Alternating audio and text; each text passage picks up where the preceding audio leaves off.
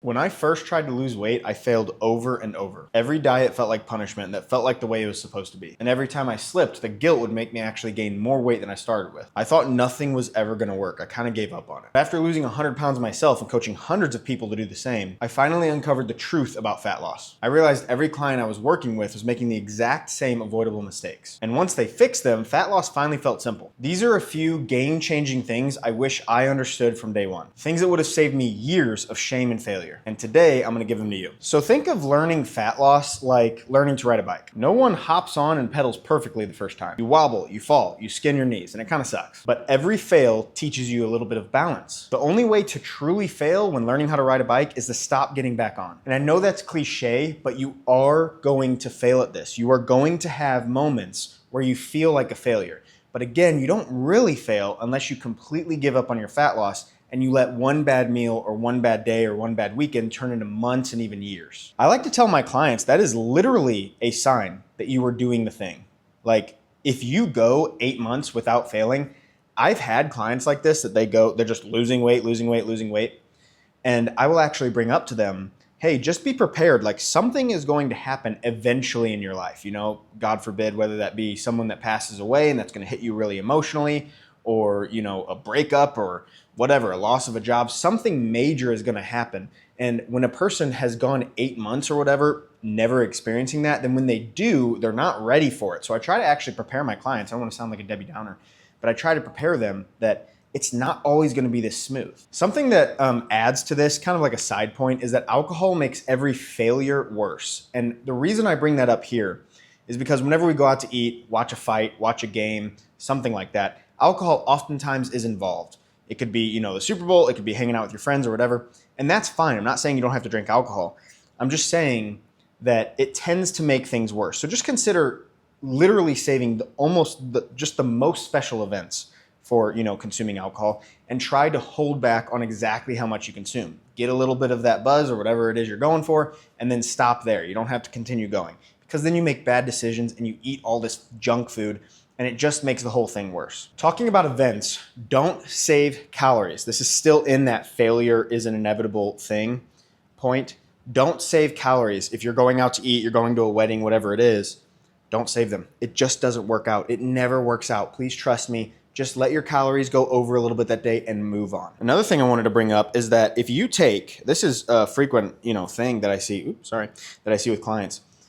They'll take, 30 steps forward. We can count each pound as like a step forward. And then they'll take 2 steps back and they're like crushed by this. It's like, you have lost 28 pounds. That is major. If you look at 28 pounds of fat, that is a big deal. Don't let 2 steps back cause you to forget all of that progress, okay? If you take a bunch of steps forward, 5 steps forward, 10 steps forward, and 2 steps back or 1 step back, don't worry about it. Literally just move on. I promise you, I want you to tell yourself this right now. I am going to want to quit. I am gonna hit something that makes me want to quit. And I'm gonna be prepared to repeat this or watch this video again or whatever. I'm gonna be prepared to just ignore my feelings and push forward. But what if I told you that there is one tool that makes failure a lot less scary and actually gives you back control? I'm gonna show you this one using these. This represents what I thought I ate yesterday. It's a 10-pound club, but in reality, it was more like this. A little bit worse than I thought. You are not an exception. We all, including nutritionists and dietitians, lie to ourselves about how much food we eat. It's not like we're trying to do it intentionally, we're just bad at estimating. Sometimes the guilt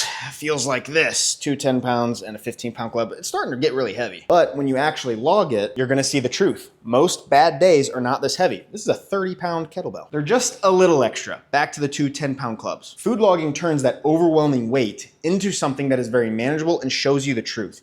It's usually not as bad as your guilt led you on to believe.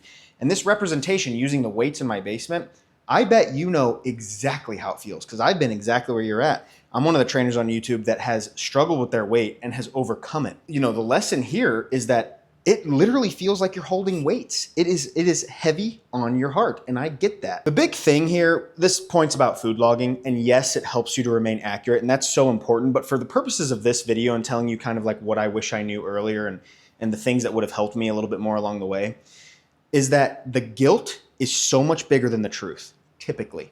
And so by food logging, you're gonna remove a lot of that guilt. It's gonna be so much easier for you to do what I was saying in step 1, to move past what feels like a failure and realize, you know what, that wasn't that big of a failure. And I also wanna encourage you in this, that if you have been in a calorie deficit, let's say you're in a 1,000 calorie deficit, if you're watching this channel, typically viewers of this channel are going to be a little bit larger and they can go closer to a 1,000 calorie deficit because they have so much fat to lose. And that's awesome. So if you are in a 1,000 calorie deficit day in, day out, and you overconsume by 500 calories, I mean, I'm sure your brain's picking up where I'm going with this. You're still in a 500 calorie deficit, like it's not a big deal. And if you're food logging, you might realize, you know what? I was still in a 300 calorie deficit. You could have overeaten by 700 calories that day and you still would have been in a 300 calorie deficit. What if you overate by 1,500 calories?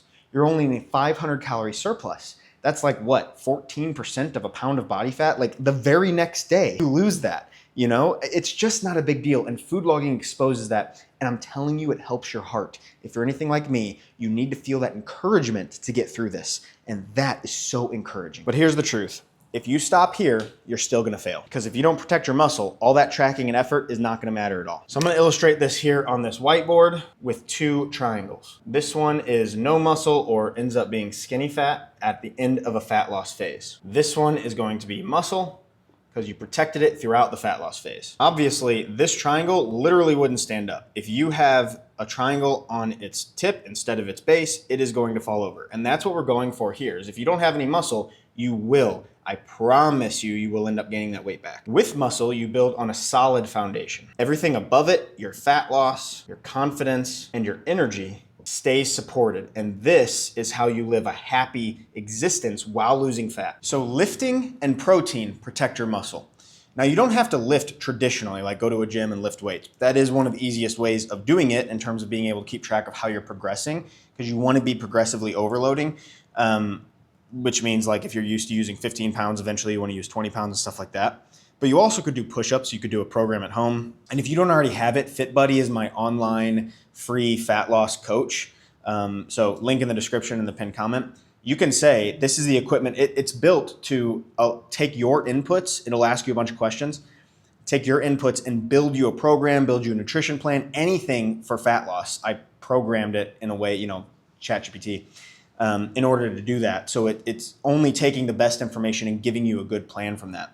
So whatever you have, try FitBuddy. It's going to really, really help you out. But if you don't want to train traditionally at a gym, I have the rings right there. I can do all kinds of stuff on those rings, and I typically do, but I love the gym too, so I kind of go back and forth.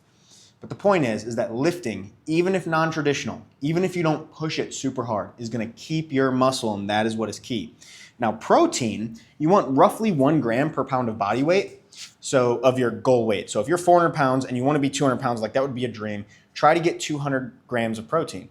You don't want the protein to be too high. It's not like going to be unsafe for you or anything.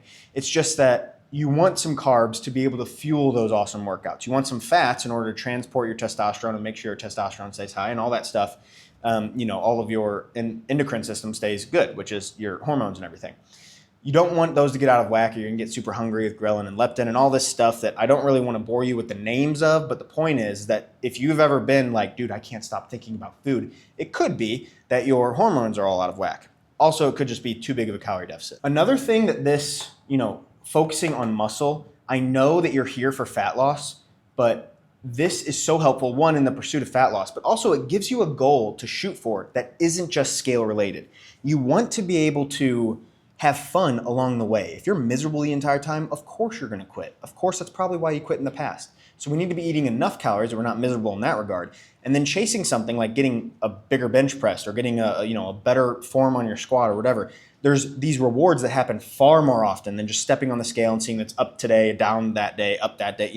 Instead of the zigzag up and down nature of the scale, you have access to an almost daily progression, because whenever you're kind of new to this, you're going to be getting stronger almost every single workout. Here's the thing though, the most powerful fat loss tool doesn't happen in the gym. Let me tell you a quick story about one of my clients. He's dropped about 20 pounds. What's fascinating is his progress has almost not slowed down at all. It's been literally almost linear. I started wondering, what is it about him that is causing success when most people hit plateaus? He hasn't slowed down at all. What is it? I dug in a bit to his numbers and I saw some things that, caught my attention. His sleep was getting better, which is great. He was sleeping for longer periods of time, definitely more disciplined at getting to bed. But here's the real kicker. Here's the thing that I think was so important. His steps were naturally and very slowly, almost unnoticeably going up. At the beginning of our time together, he was walking roughly 8,000 steps. Now he's walking almost 12,000 steps. And I never asked him to increase his steps. And that's the beauty of it. As he got healthier, as he got fitter, as he felt better about his progress, he just naturally started walking more. Now, yes, he made that conscious decision, but he didn't feel it necessary to tell me like, hey, I'm going for more steps. Can you program in more steps? Which I gladly would have done. But he just did it himself. He started parking more towards the back of the parking lot, going for extra walks, or maybe just pacing on phone calls. Whatever it was, he was getting his steps a lot higher. 4,000 extra steps per day. You can ask FitBuddy if you want to, if you haven't already gotten it. That ends up making a huge difference over the course of a year. Now, we've only worked together for like 3 months or so. So those 20 pounds that he's lost has been over those 3 months. I think the power of steps, and that is this point, is that walking is king, is that it's easy. You can focus on a podcast. You can focus on an audiobook or whatever it is. You can do something that you enjoy. Now, it's not going to burn as many calories per unit of time, but you're not going to get exhausted from it. You're not going to increase in hunger because high intensity interval training, definitely HIIT training, definitely causes an increase in hunger. Walking doesn't seem to do that, at least not nearly as much. It's also going to spare your energy for lifting in the gym, gaining muscle, increasing your metabolism because you have more muscle, and all that fun stuff we talked about increasing your strength. You're going to be able to actually increase your strength because you're not giving all your resources to the cardio. Still, all of this falls apart if you obsess over the wrong details. So I'm actually going to read directly from my notes here because I have a list of big rocks. If you've ever heard that term where the big rocks fill the jar really quick, you could try to fill it with all these little pebbles, but you can fill the jar pretty quick with the big rocks. That's what this list is here. So only focus on the big rocks. That is calories and protein. That is number 1. These actually aren't probably in any specific order, but these are all kind of very important. Number 2 is weekly weigh-ins and adjustments based off those weigh-ins. So if you're going down in weight, you keep the system the same. If you're stagnant for like 2 weeks, drop your calories by like 300 and increase your steps by like 1,000 per day. Increase your cardio maybe by 5 minutes. Again, all of this can be done inside of FitBuddy. It'll give you a free program. Number 3 is consistent tracking. That is food logging and yes, tracking your weight, but that is mainly food logging. That's keeping it consistent. You want to make sure that you're weighing out your food. And I know it can be a hassle, but if you're taking this seriously and this is something you actually want for yourself, you want to change your life, be around for your kids, and explore the world without your knees hurting and all this stuff that comes with weight loss, you need to start tracking. Number 4 is consistent resistance training. I'm not saying it has to be perfect. You have to hit every single workout, but you need to be close. You be hitting, if you have 5 workouts a week, you need to be hitting at least 4 of them every single week. And you want most weeks to be all 5 workouts because you're going to progress and you're going to feel good and you're going to build muscle, and that is going to leave you with a good shape and continued fat loss. You're not going to hit a plateau because you're increasing your muscle. And number 5, cliche, I know, never quitting. That is the big rock. I promise you, if you do not quit, you are going to succeed. I have never, ever seen someone in the gym day in, day out, well, maybe not day in, day out, week in, week out for 5 years who isn't in great shape. It just doesn't happen. I'm not saying that maybe their program was optimized and they're in like elite shape.